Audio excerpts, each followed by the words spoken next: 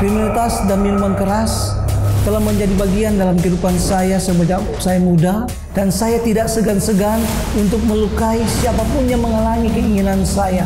Saya sempat berpikir bahwa inilah jalan hidup saya selamanya. Saya Jerry Barahama, biasa dipanggil Jaji. Inilah kisah hidup saya. Waktu itu ada teman-teman datang, saya layani. Kami minum dari pagi sampai malam. Sudah dalam keadaan mabuk, waktu itu ada teman lewat, saya panggil, saya pajak dia. Dia bilang nggak ada uang. Saya bilang, oh, masa kamu nggak ada uang? Dia lari, saya kejar. Karena ada selokan, dia jatuh.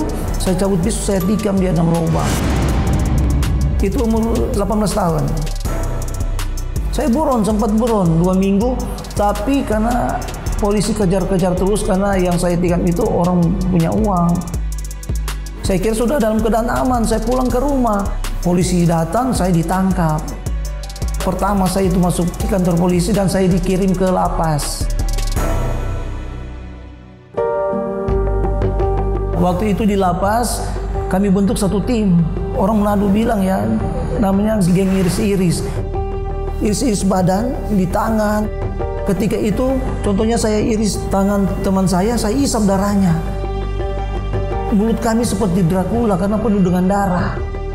Itu untuk melambangkan kekuatan kami, sebab apabila satu orang mengalami masalah, kami saling membantu di situ. Latar belakang keluarga saya memang orang tua preman. Sikap dari bapak itu mendidik kami sebagai anak-anak itu terlalu keras.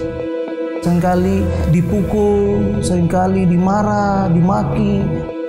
Kasih bapak itu hilang dalam kehidupan kami.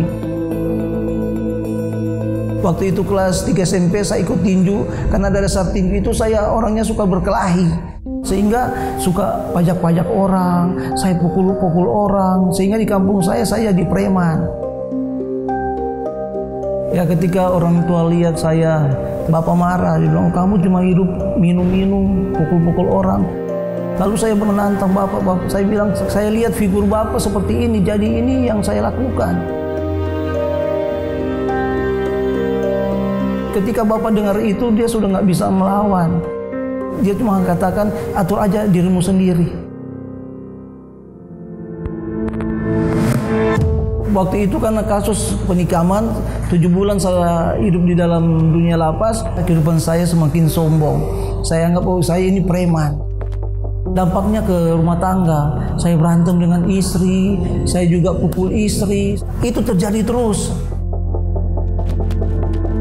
Mabuk di luar, pulang ke rumah, langsung banting barang, pukul saya. Itu yang selalu dia lakukan sama saya dan anak saya. Kami diusir, dia tidak mau dengar apa yang kami katakan. Itu yang dia lakukan.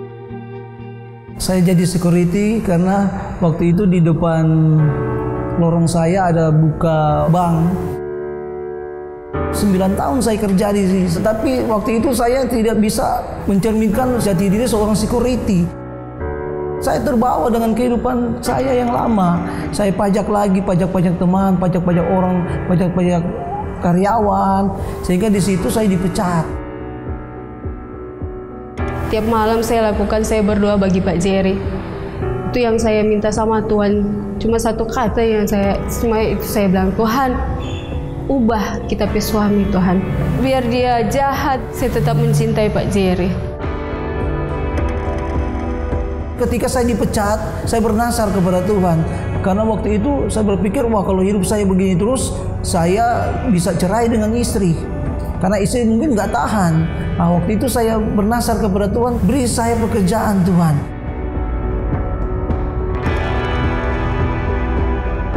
Puji Tuhan, waktu itu saya diterima di salah satu bank. Saya bersyukur kepada Tuhan, saya rajin ke gereja. Cuma waktu itu berjalan 2 bulan, hampir 3 bulan. Tapi namanya tidak ada dasar pertobatan. Saya jatuh lagi dalam dunia kejahatan. Ini awal-awal pertobatan saya. Waktu itu kita berjumpa dengan Tuhan lewat mimpi. Ketika itu Tuhan tegur saya. Dia bilang, kamu sudah berapa kali berjanji sama saya, bernasar kepada saya. Kenapa hidupmu terus begini, tidak mau bertobat? Kalau kamu tidak mau bertobat, kehidupanmu akan sia-sia, akan hancur. Waktu saya lihat begitu, saya bilang, Tuhan, tidak Tuhan. Waktu saya berteriak tidak, Saya kaget, saya bilang, kenapa Pak? Kenapa kamu? Dia bilang, saya mimpi, saya ketemu Tuhan. Dia bilang, saya mau bertobat. kita bilang kita sesungguh-sungguh mau bertobat. Kita sungguh-sungguh mau ikut Tuhan. Karena ini mungkin Tuhan teguran bagi kita yang terakhir. Saya bilang, Tuhan terima kasih Tuhan. Terima kasih apa yang Tuhan buat. Pak Jerry boleh bertobat. Ini jawaban dari doa saya. Ketika saya rasakan itu damai. Damai dari ujung rambut sampai ujung kaki itu saya bisa rasakan. Itu bagaimana Tuhan jamah saya, Tuhan pulihkan saya. Sehingga itu berdampak dalam keluarga. Sehingga istri saya bisa ada rasa sukacita, ada damai. Anak saya juga bisa rasakan melihat perubahan saya yang terjadi sekarang ini. Kami biasa jalan, saya cuma dengan anak saya, tapi ini bersama dengan Pak Jerry. Kemanapun kami pergi, kami bersama-sama. Biasa kami tanggal 31 Desember itu saya cuma dengan anak saya, tapi ini kami dengan Pak Jerry. Kami doa, kami penyembahan, kami naikkan pujian sama Tuhan. Dan itu memang momen yang luar biasa buat kami. Ketika saya bertemu dengan Tuhan, saya bisa rasakan itu kasih Bapa. Dia mengasihi saya, Dia menerima saya apa adanya. Hidup saya yang mungkin jahat, tetapi ketika saya dapat itu kasih Bapa, saya bisa rasakan Dia memeluk saya. Sampai saat ini saya bisa rasakan Bapa mengasihi hidup saya.